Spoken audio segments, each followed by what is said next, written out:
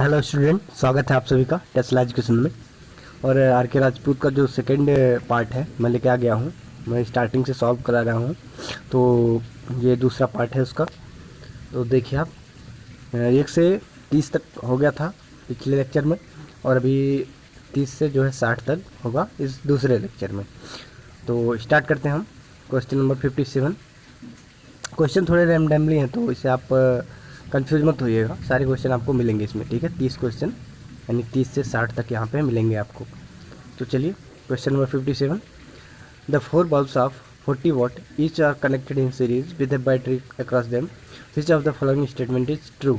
तो मतलब 4 बल्ब हैं वो सीरीज में कनेक्ट है, और चारों जो हैं सेम रेटिंग के हैं, 40-40 वाट के हैं। तो आप ये समझ लीजिए कि अगर 4 बल्ब हैं, चारों सेम रेटिंग के हैं, तो उनका जो रेजिस्टेंस होगा वो सेम होगा, ठीक है। और इसका जो फार्मूला है मैं आपको यहाँ पे नोट कराता हूँ। इसका जो फार्मूला होता है P equal to V square upon R, ये होता है फार्मूला, ठीक है।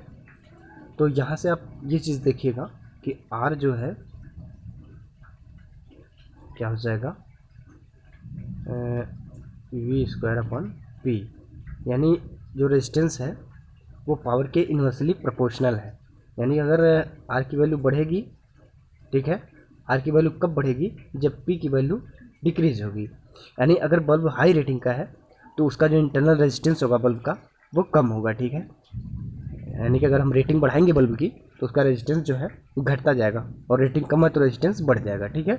लेकिन यहाँ पे ऐसा कुछ है नहीं, यहाँ पे सारे बल्ब सेम रेटिंग के हैं तो सारे रेजिस्टेंस जो है सेम होंगे। ये फार्मूला याद रखिएगा, काफ़ी इंपॉर्टेंट है, ठीक है। तो यहाँ से हम ये देख रहे हैं ऑप्शन से, the current through each bulb is same.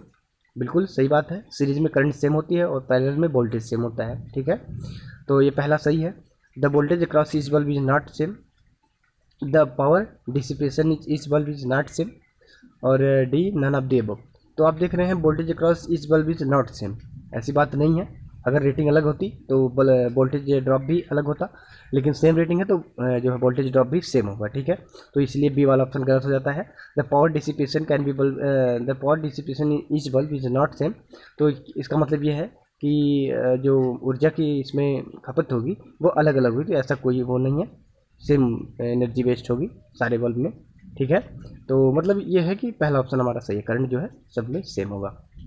बढ़ते हैं अगले क्वेश्चन की तरफ, और यहाँ पे 2 पॉइंट आपको हम नोट कराना चाहेंगे। यहाँ पे अगर ये बल्ब सीरीज में कनेक्ट है तो पावर जो कंज्यूम होगी वो P इक्वल टू टोटल जो पावर होगी क्या होगी सीरीज में, P1 P2 upon P1 plus P2, ठीक है। ये सीरीज के फार्मूला है अगर 2 बल्ब सीरीज में कनेक्ट हो और टोटल पावर पूछी जाए। और यहीं अगर समांतर में कनेक्ट है, ठीक है, तो समांतर के लिए क्या होगा, P1 प्लस P2, ये हो जाएगा P टोटल। तो ये चीज़ आप यहाँ ध्यान दीजिएगा, ठीक है। बढ़ते हैं क्वेश्चन नंबर 58 पे। Two resistance R1 and R2 are connected in series across the voltage source where R2 is greater than R1, the largest drop will be across। तो मैंने अभी पिछले क्वेश्चन में बताया आपको फॉर्मूला जो था पावर वाला, P equal to V square upon R, ठीक है। तो अगर R ज़्यादा है और ये जो है आपके कनेक्ट है सीरीज में, तो ये मान लीजिए आप, एक रेजिस्टेंस यहाँ पे है आपका, एक रेजिस्टेंस यहाँ पे है, ठीक है। तो यहाँ पे जो ड्रॉप होगा ना, टोटल वोल्टेज मान लीजिए भी यहाँ पे है, तो यहाँ पे जो ड्रॉप अगर हमें निकालना है R1 के अक्रॉस, ये R2 है, तो इसका जो फार्मूला होता है V, यानी टोटल वोल्टेज जो अप्लाई हो रहा है और जिसके अक्रॉस निकालना है, R1 के अक्रॉस निकालना है तो R1 अपॉन, और दोनों को ऐड कर लो, R1 प्लस R2, ठीक है, ये चीज़।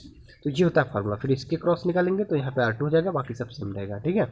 तो ये क्या कह रहा है कि ज़्यादा वोल्टेज किसके क्रॉस होगा। तो आप देख रहे हैं जब R2 ज़्यादा है, अगर रेजिस्टेंस ज़्यादा है तो वोल्टेज ड्रॉप भी ज़्यादा होगा, तो R2 के क्रॉस ज़्यादा होगा।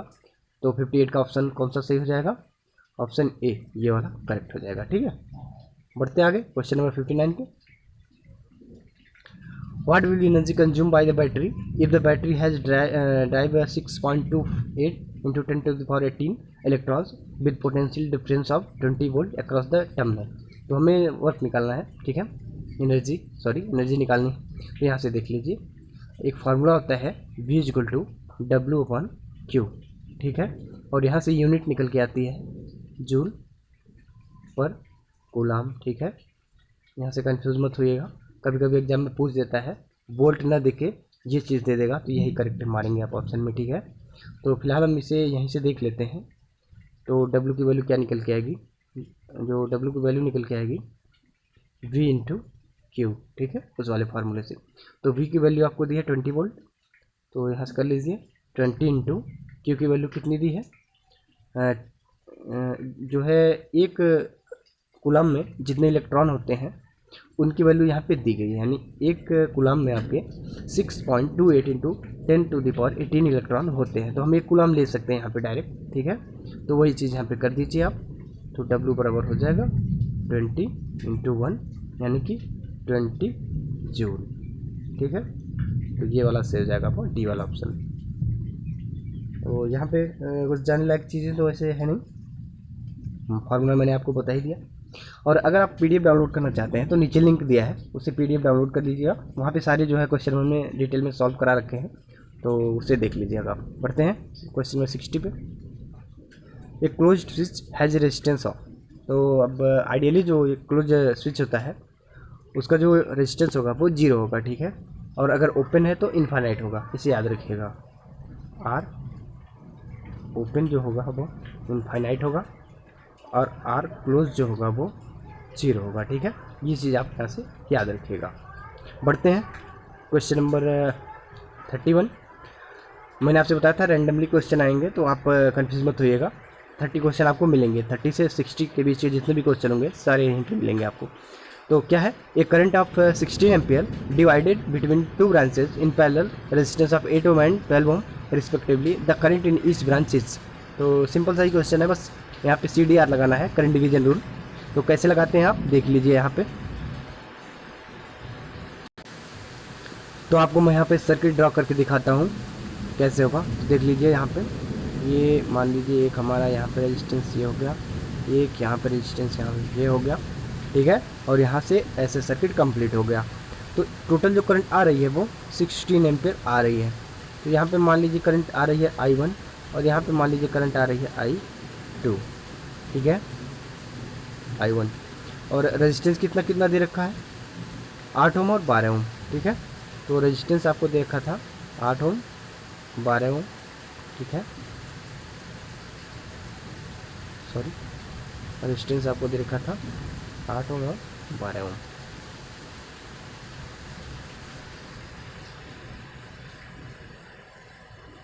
तो देख लीजिए यहाँ पे 16 एम्पियर ये था आपका करंट। तो करंट डिवीजन रूल ऐसा होता है कि जिस ब्रांच में हमें करंट निकालनी होती है, ठीक है, उस ब्रांच को हम छोड़ देंगे और सामने वाली ब्रांच को ले लेंगे। जैसे मान लीजिए हमें I1 निकालनी है यहाँ पे, ठीक है, I1 निकालनी है। तो यहाँ पे I1 बराबर क्या हो जाएगा, टोटल करंट जो आ रही है यानी कि 16 एम्पियर, और इसके जो अपोजिट जो रेजिस्टेंस है यानी यहाँ 12 ओम, तो ये 12 ओम जो रेजिस्टेंस है, ठीक है, और इसे हम डिवाइड कर देंगे किससे, टोटल जो रेजिस्टेंस है 8 और 12, 12 8 20, ठीक है। तो ये हमारी करंट निकल के आ गई I1, ठीक है, ये वाली करंट। तो कितना हो जाएगा 4 5, तो 48/5, ठीक है।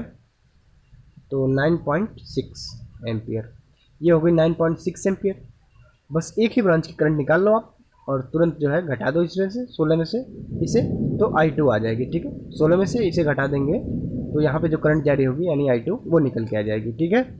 और इसी तरह अगर आप घटा के नहीं ऐसे डायरेक्टली निकालना चाह रहे हैं तो 16 में मल्टीप्लाई करिए 8 का और उसे 20 से डिवाइड कर दीजिए, फिर आ जाएगी करंट I2, ठीक है। बस इतना ही जानना था इस क्वेश्चन से। और बढ़ते हैं अगले क्वेश्चन की तरफ। क्वेश्चन नंबर 132 यानी 32वें नंबर का क्वेश्चन जो है, current velocity through a copper conductor is same as the propagation velocity of electric energy independent of current distance of the order of few micro second per metre, ठीक है। तो ये question याद कर लीजिए आप, ऐसे ही याद करने वाला क्वेश्चन है ये आपका, ये सही है सी वाला, few micro second per metre, ठीक है। इसमें कुछ समझाने वाली चीज़ तो है नहीं, ये रटने वाली चीज़ है तो रट लीजिए इसे आप। और ज़्यादा कुछ बताने लायक है नहीं यहाँ पे, तो बढ़ते हैं आगे।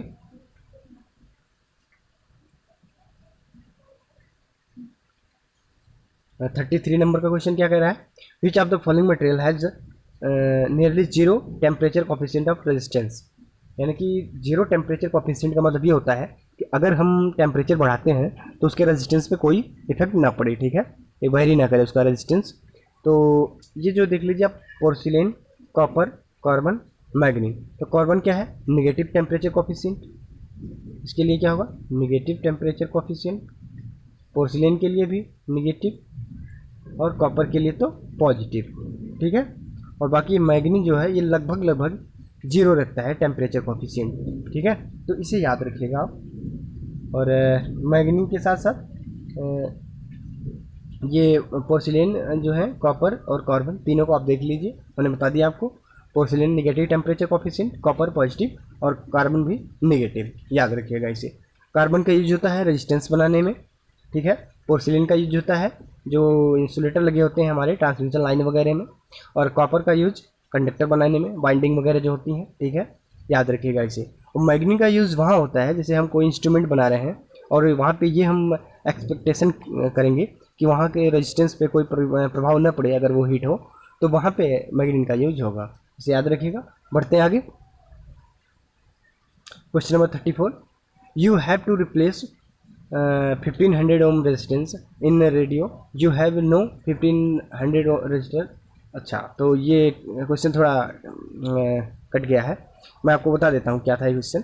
मतलब ये था कि एक 15 ओम का रेजिस्टेंस एक रेडियो में रिप्लेस करना था, लेकिन वहाँ पे हमारे पास जो है 1000 ओम के रेजिस्टेंस थे, बट 1500 के नहीं थे, ठीक है। तो 1000 ओम के कितने रेजिस्टेंस और कैसे हम कनेक्ट करें कि 1500 ओम हमें मिले, तो देख लीजिए, सीधी सीधी बात है। ये देखिए, एक हमारा 1000 ओम का है, ठीक है, ऐसे ऐसे कई हज़ार ओम के हैं और इसे हमें 1500 ओम का बनाना है। तो अगर हम इसे दो एक 1000 ओम के पैरेलल में कर दें तो कितना हो जाएगा, आधा हो जाता है, सबको पता है। तो 1000 और 1000, ठीक है, तो ये हो जाएगा 500, और यहाँ पे एक और 1000 का लगा दीजिए, ठीक है। तो 500 और 1000 1500 ओम। तो इसका मतलब ये क्या कि दो रेजिस्टेंस पैरेलल में लगेंगे और एक उनके सीरीज में लगेगा, तो ये चीज़ याद रखिएगा। बढ़ते हैं अगले क्वेश्चन की तरफ।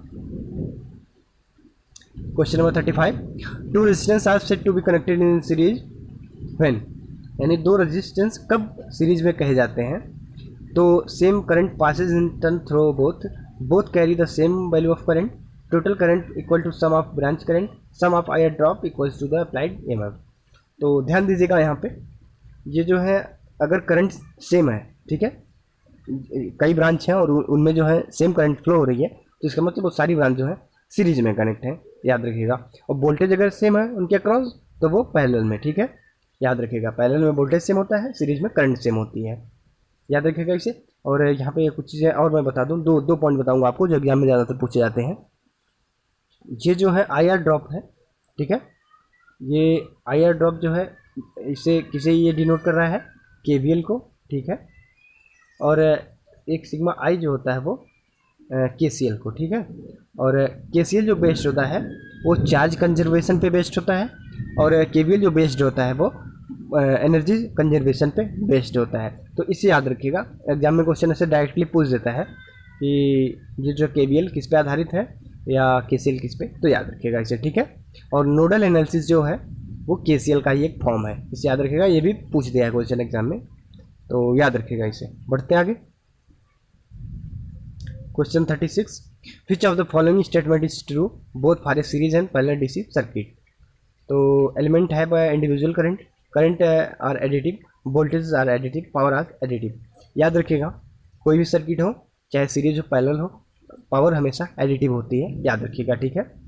और जो टोटल किसी भी सर्किट के अक्रॉस जो टोटल पावर होती है उसका अलजेब्रिक सम जो होता है ना वो 0 होता है, ठीक है। VK इक्वल टू 0 होता है, ठीक है, याद रखिएगा इसे। अलजेब्रिक सम जो उसका होगा वो 0 का, यानी इनपुट पावर जो होगी वो उसमें जो जितने भी एलिमेंट लगे हैं उनके क्रॉस जो पावर होगी उनका सम जो है 0 होगा, अलजेब्रिक सम। और एक हम पढ़ते हैं इंटेलिजेंस थ्योरम, वो जो है पावर कंजर्वेशन पे ही बेस्ड है, ठीक है। और वो एक ही ऐसी थ्योरी है जो सब पे जो है एप्लीकेबल है। वही एक ऐसी थ्योरम है जो सारे सर्किट, लीनियर, नॉन लीनियर और वेरिएंट, टाइम वेरिएंट, इनवेरिएंट, सब पे जो है वो अप्लाई हो जाती है। तो इसे याद रखिएगा। बढ़ते हैं आगे। Question 37, what ever the battery voltage in figure it is certain the smallest current will flow in the resistance ohm, ठीक है। तो इसका मतलब ये है, ये कह रहा है कि इस बैटरी से कौन से रेजिस्टेंस में सबसे कम करंट फ्लो होगी। तो बहुत ही सीधी सी बात है, आप देख लीजिए, यहाँ से करंट फ्लो हो नहीं है, ठीक है। पॉजिटिव से निकलेगी करंट, यहाँ होते होते जाएगी। तो सबसे ज़्यादा करंट फ्लो होगी वो तो ये 250 के क्रॉस होगी, क्योंकि इनमें जो करंट फ्लो होगी इन तीनों रेजिस्टेंस में, वो सबका एडिशन होकर यहाँ से आएगा, ठीक है। तो ये जो है सबसे ज़्यादा यहाँ पे फ्लो हो जाएगी। और सबसे कम पूछ रहा है, तो यहाँ पे जो करंट जा रही है, मान लीजिए आई एम्पियर जा रही है, तो वो डिवाइड हो जाएगी, ठीक है। और आपको पता ही होगा कंडक्टेंस के डायरेक्टली प्रोपोर्शनल होती है करंट, ठीक है, और रेजिस्टेंस के इन्वर्सली प्रोपोर्शनल होती है। तो यहाँ से देखिए 100 ओम है, 50 ओम है, और ये क्या था 150 ओम था, ठीक है। तो अब यहाँ पे देखिए सबसे जो कम रेजिस्टेंस है 50 ओम, यानी सबसे ज़्यादा करंट यहाँ जाएगी। और इससे जो ज़्यादा है 100 ओम, तो इससे थोड़ा ज़्यादा करंट जो है यहाँ आएगी। और ये सबसे ज़्यादा है तो सबसे कम करंट जो है यहाँ आएगी, यानी सबसे ज़्यादा करंट यहाँ, उससे थोड़ी कम करंट यहाँ, और सबसे कम करंट जो है ऊपर वाले में आएगी। यानी कि 150 ओम के क्रॉस जो करंट रहेगी वो सबसे कम रहेगी। तो इसे याद रखिएगा, ठीक है। बढ़ते हैं आगे।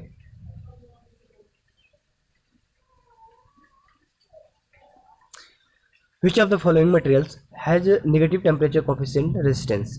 तो नेगेटिव किसके लिए होगा, ब्रास, एल्यूमिनियम, कार्बन, कॉपर। तो मैं आपको बता चुका हूँ, इंसुलेटर और सेमीकंडक्टर, इनके लिए नेगेटिव टेम्परेचर कोफिशिएंट होता है। बाकी जितने भी कंडक्टिव मटेरियल हैं, हमारे जो भी कंडक्टर हैं, सबके लिए पॉजिटिव टेम्परेचर कोफिशिएंट होता है। तो आप यहाँ पे ब्रास दिख रहे हैं, ये भी एक मेटल है, एल्यूमिनियम मेटल है, कॉपर भी मेटल है, कार्बन यहाँ पे जो है वो सेमीकंडक्टर है। तो यहाँ पे जो है इसके लिए हो जाएगा हमारा कितना, नेगेटिव टेम्परेचर कोफिशिएंट हो जाएगा, इसे याद रखिएगा।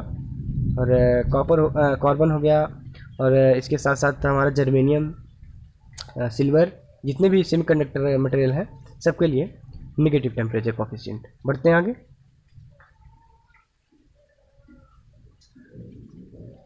क्वेश्चन नंबर 39 क्या है, ohm's law is not applicable to, ठीक है। तो ओम्स लॉ किस पे एप्लीकेबल नहीं है, vacuum tube, carbon register, high voltage circuit, circuit with low current densities.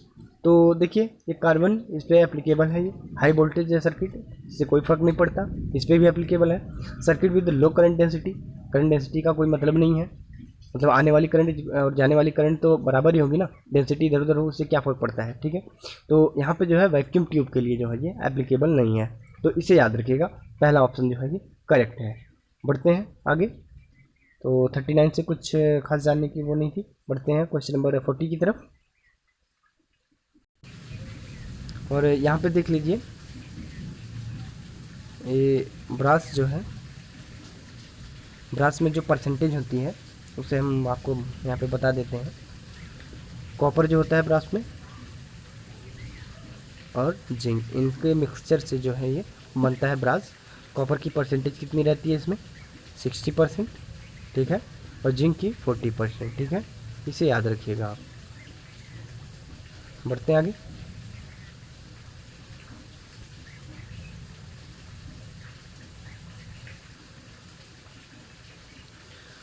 Which is the best conductor of electricity.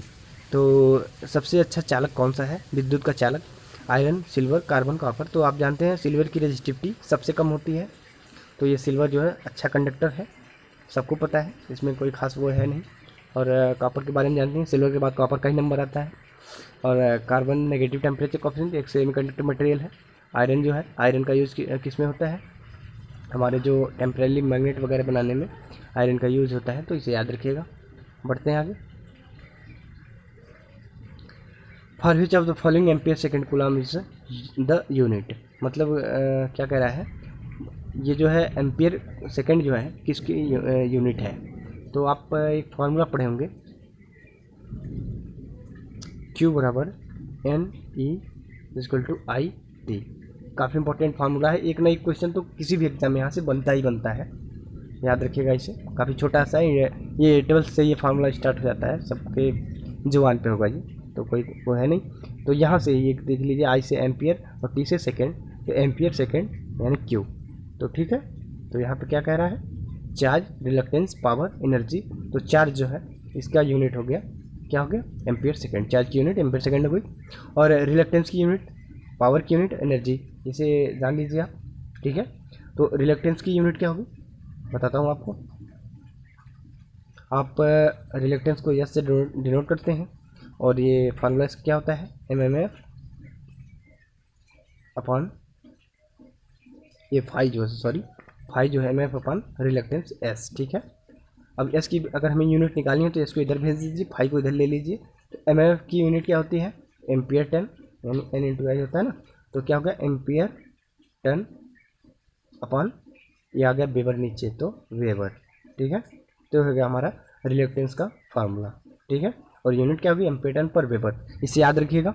और पावर की तो आप जानते ही हैं, वॉट है, एनर्जी जूल है, बस इससे ज़्यादा कुछ जानने की जरूरत है नहीं। बढ़ते हैं आगे, question number 42, all of the following are equivalent to watt except. मतलब इनमें जो है सारे जो है वाट के रूप में है, सिर्फ एक ऐसा है जो इनसे अलग है, तो उसे हमें पहचानना है इसमें। ठीक है, तो एम्पियर स्क्वायर वोम, ये हमने आपको स्टार्टिंग में ही बताया था, ये फार्मूला काफ़ी इंपॉर्टेंट होता है। पावर का जो फार्मूला होता है V स्क्वायर अपॉन R, यही बराबर होता है V इंटू आई के। ठीक है, तो आप देख रहे हैं एम्पियर स्क्वायर ओम, यानी कि ये भी होता है ना, आई स्क्वायर R। तो आप देख रहे हैं एम्पियर स्क्वायर ओम, यानी यहाँ एम्पियर यहाँ ओम, तो ये जो है करेक्ट हो गया, जूल पर सेकेंड। ठीक है, अभी देखते हैं इसे, ampere into volt, ampere volt, ये भी सही हो गया, एम्पियर पर वोल्ट, तो ये इम्पॉसिबल है। ठीक है, जूल पर सेकेंड भी वाट ही कहा जाता है। ठीक है, तो ये एम्पियर पर वोल्ट जो है, ये डी वाला हमारा ऑप्शन जो है वो अलग है। ठीक है, तो यही जो है सही हो जाएगा, याद रखिएगा इसे। बढ़ते हैं आगे, क्वेश्चन नंबर 43 क्या है, a resistance having a rating 10 ohm and 10 watt is likely to be a. तो ये कौन सा रजिस्टर होगा, 10 ओम है और 10 वाट है ये।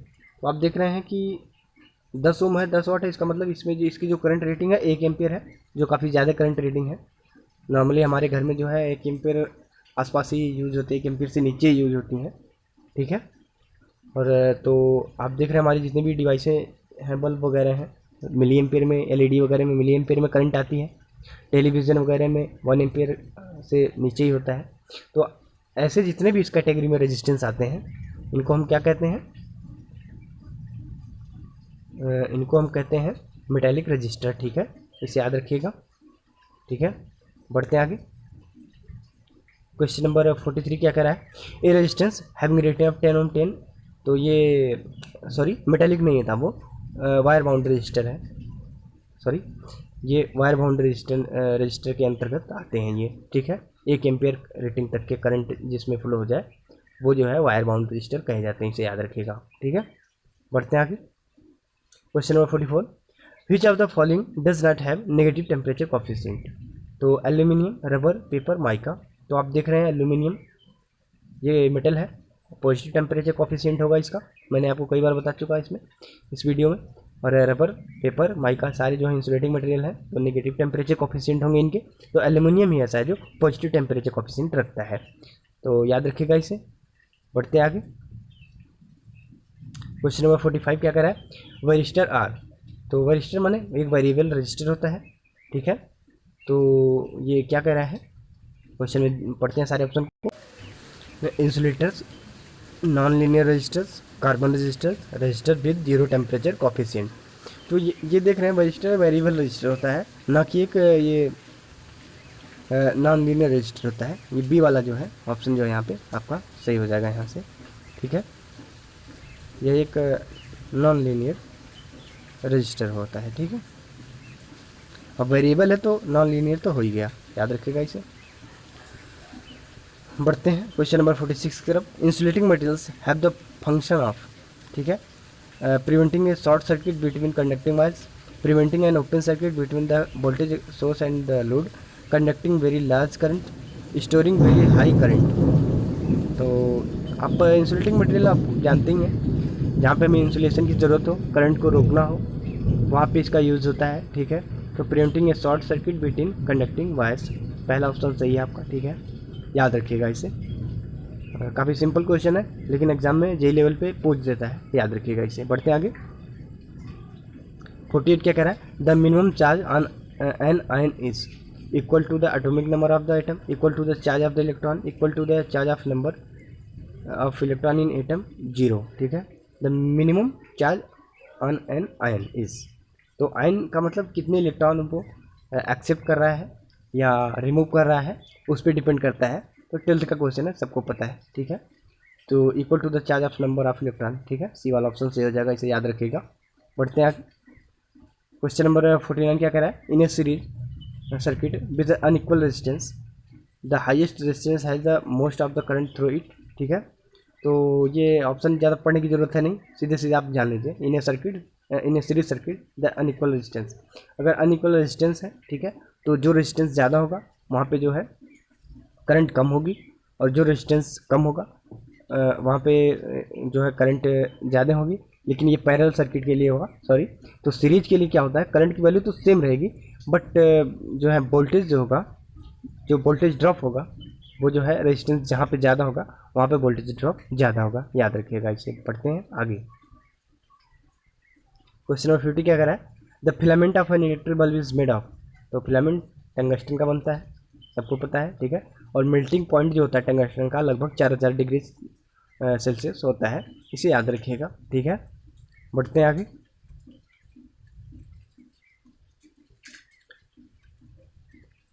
ए 3 ohm resistor having 2 ampere current will dissipate the power of, तो 3 ओम का रजिस्टर है और 2 एम्पियर करंट फ्लो हो रही है, तो फार्मूला लगा दीजिए आई स्क्वायर आर, ठीक है।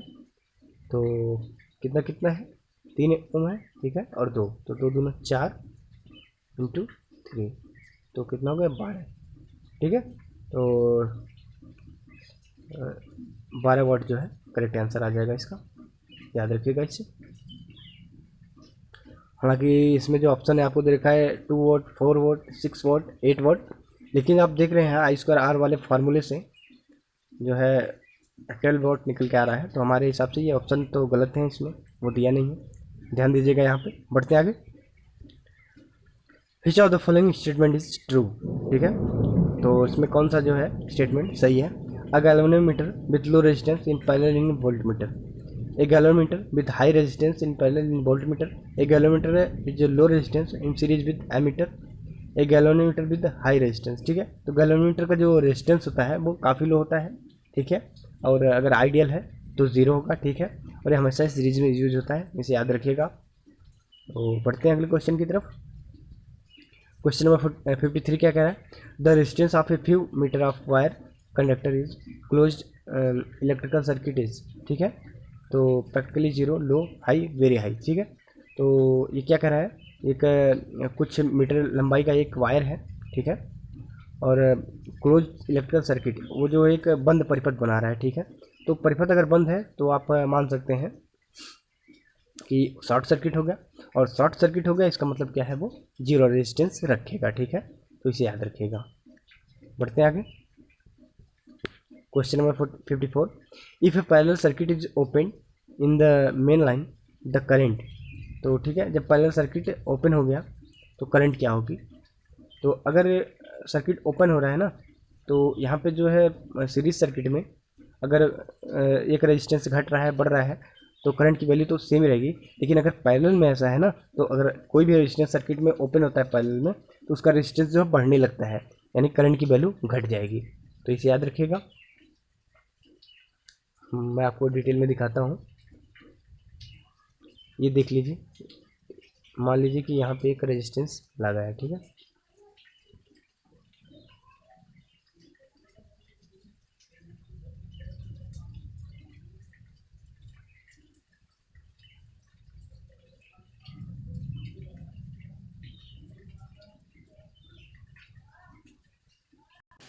ये रहा सर्किट, ठीक है। अब यहाँ पे आप देख रहे हैं एक रेजिस्टेंस यहाँ पे लगा है, एक रेजिस्टेंस यहाँ पे लगा है, एक रेजिस्टेंस यहाँ पे लगा है, ठीक है, ऐसे हैं। अब यहाँ पे एक सर्किट, एक रेजिस्टेंस मान लीजिए ओपन हो गया, ठीक है।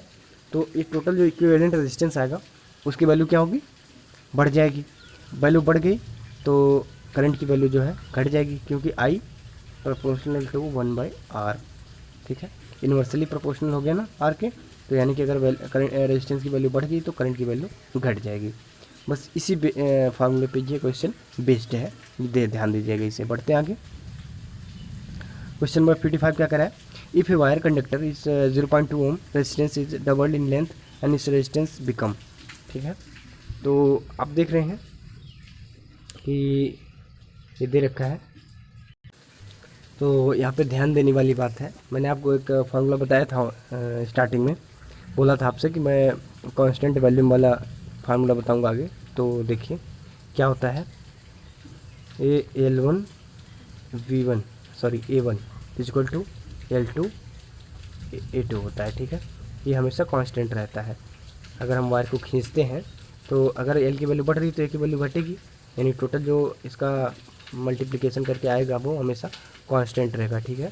तो यही चीज़ यहाँ पे लगेगा, तो मैं आपको दिखाता हूँ।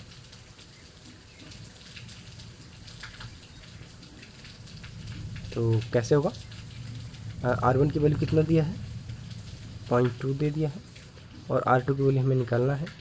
और रो से कोई मतलब नहीं है क्योंकि सेम मटेरियल का है, तो रो की वैल्यू सेम रहेगी, उसे छोड़ देते हैं।